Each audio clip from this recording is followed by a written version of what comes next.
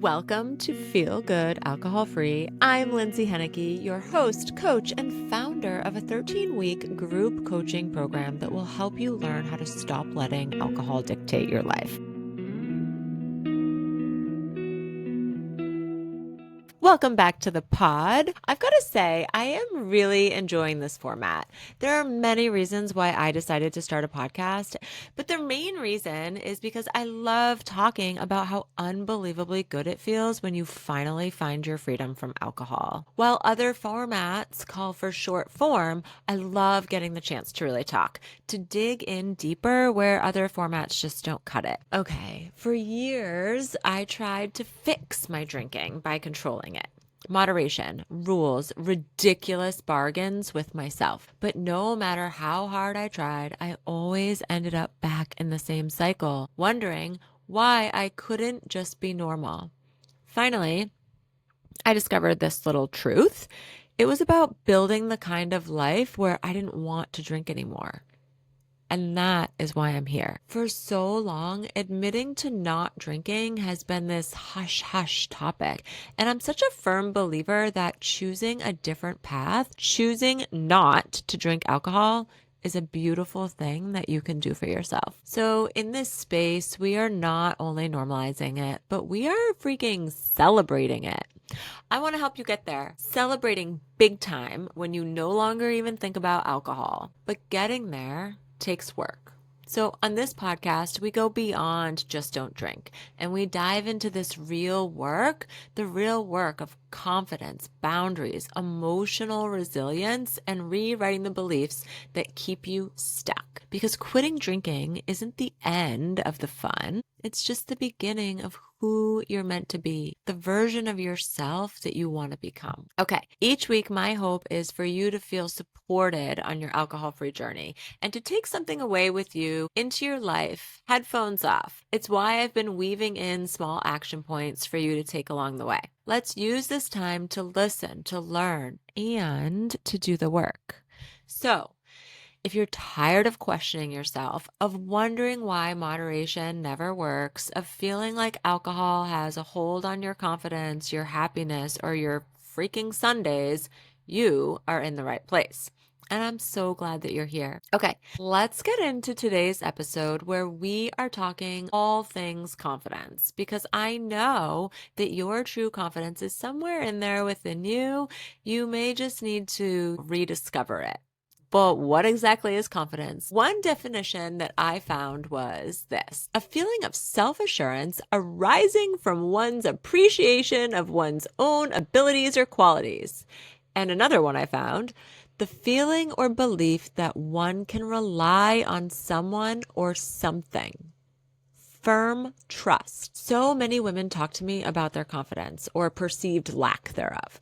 And when I have introductory calls with women interested in working with me, it's nearly always on the list of things that they want to achieve. They tell me, I want to be more confident, or I want my confidence back. And for some, they feel like they don't think they can succeed in getting sober until they feel more confident.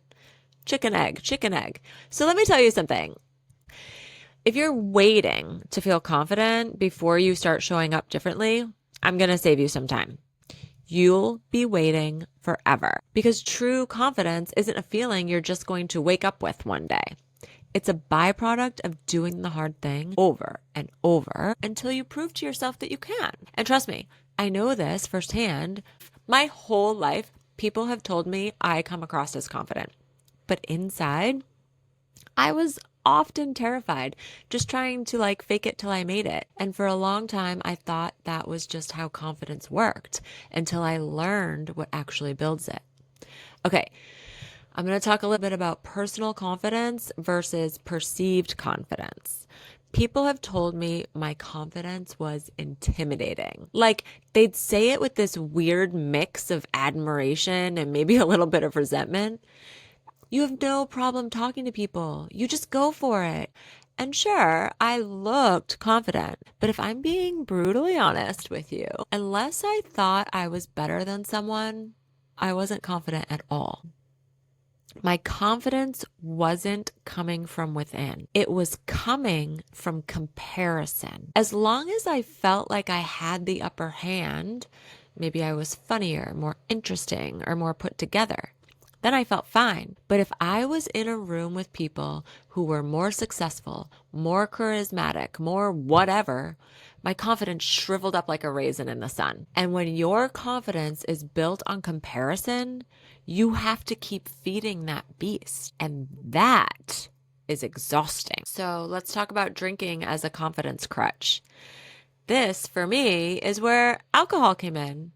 Drinking tricked me into thinking that I was actually confident because suddenly I was charming, witty, engaging, the person I wished I could be all the time. It was like adding a filter to real life, except instead of smoothing my skin out, it just sort of numbed my insecurities. Let's talk about a thing I talk about a lot, the Sunday cycle of broken promises. This was huge during my drinking days.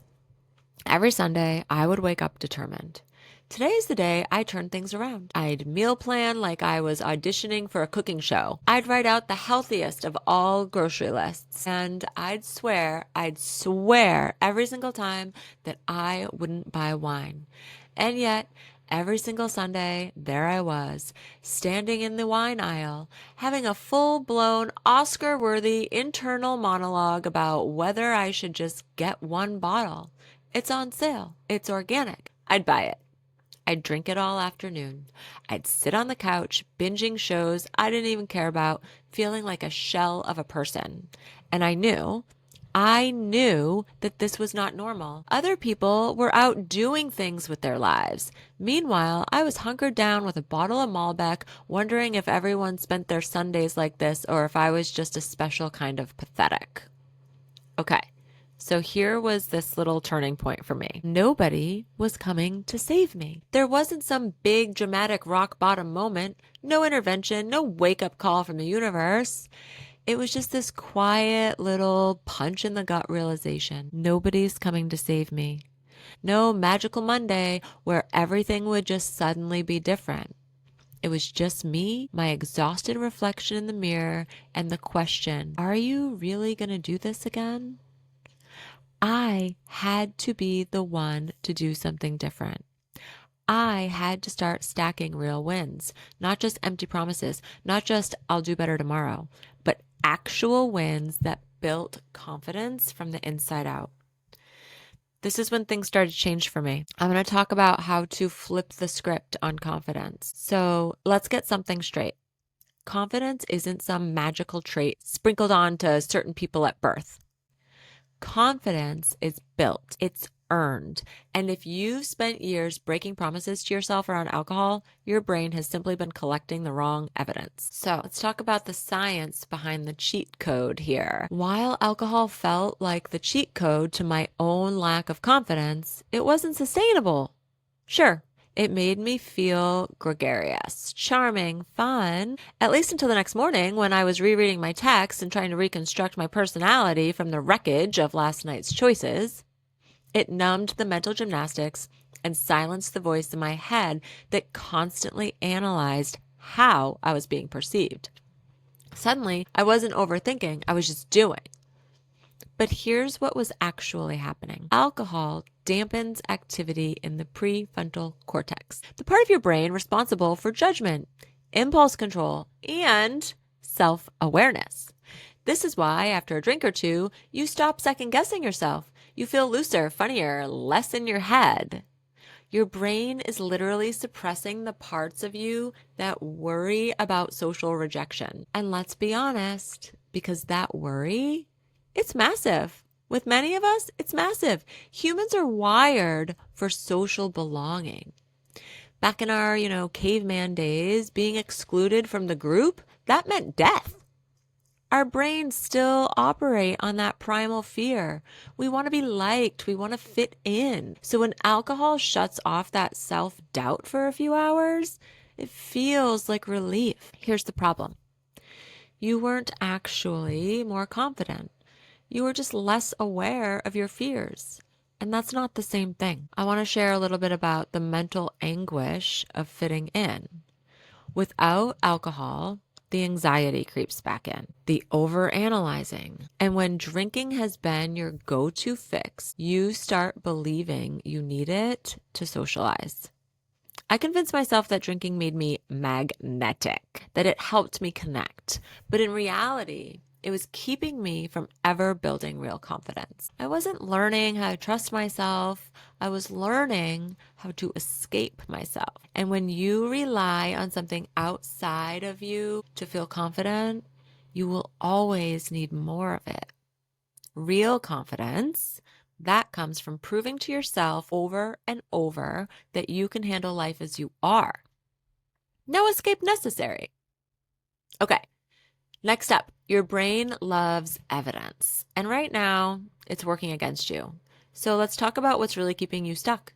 Your brain is basically an evidence collecting machine. And if you've spent years saying, this time I'll just have one, and then waking up at 3 a.m. with a raging headache and a strong sense of regret, then guess what? Your brain now firmly believes that you cannot be trusted. This is why moderation destroys confidence. It's a cycle of, I said I wouldn't, but here I am. Every broken promise reinforces the idea that you can't say no. You need alcohol to get through social events, that you're the problem instead of the habit itself. So when you try to stop drinking, your brain isn't fighting alcohol. It's fighting years of evidence that says you fail at this. So let's start rewriting this little story of ours. We're going to do this one tiny win at a time. I know how easy it is to feel like you're failing when you can't see the progress. When you're so focused on what still feels hard, what's not changing fast enough, and the fact that you still don't feel like the confident, put together version of yourself you imagined, yeah, I've been there before. And here's the truth most people don't even realize. Growth is happening even when you can't see it. I promise you, promise you it is. The problem is when we don't recognize all of these small wins, we convince ourselves that we're stuck. We tell ourselves we're going backward when in reality, we're just not giving ourselves credit for the ways we are moving forward. And this is exactly why so many people quit before they ever get to the version of themselves that they actually want to be. So how do we change that? How do we stop telling ourselves we're failing when we're actually building? We rewrite the story one win at a time. A win is not just, I didn't drink last night, or I finally felt confident. A win is choosing something different, even when it's uncomfortable. It's saying no when you normally would have said yes. It's showing up for yourself, even when no one's watching. It's recognizing that your old patterns are calling, but you're willing to sit in the discomfort instead of numbing it. These are the moments that quietly build confidence before you even realize it's happening. And the only way to stack them is to start acknowledging them. This is exactly the deep work I do with women. We don't wait for some big moment to prove we've changed.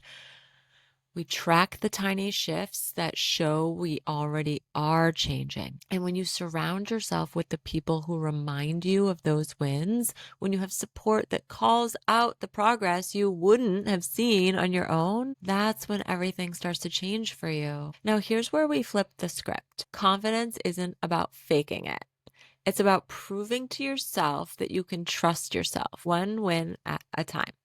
Instead of saying, I'll never drink again, say, I'm going to dinner tonight and I'll order a mocktail. Instead of, I have to be the life of the party, try, I'm going to show up and just see what it feels like to be fully present. Each time you follow through, you are building new proof.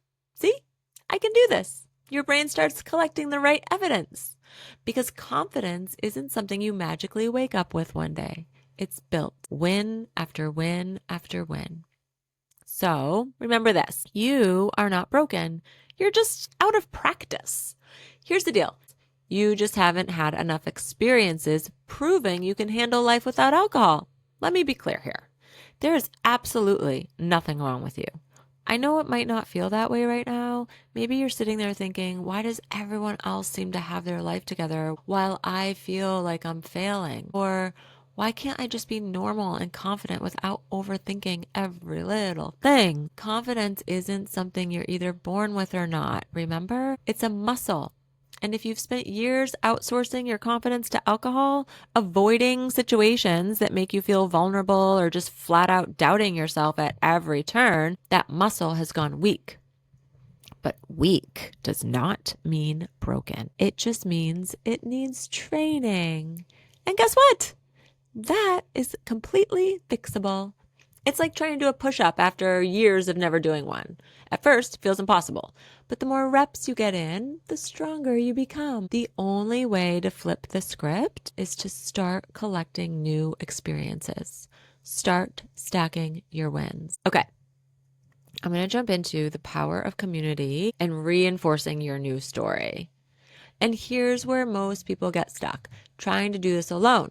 When you're on your own, your brain's going to default to the old narratives.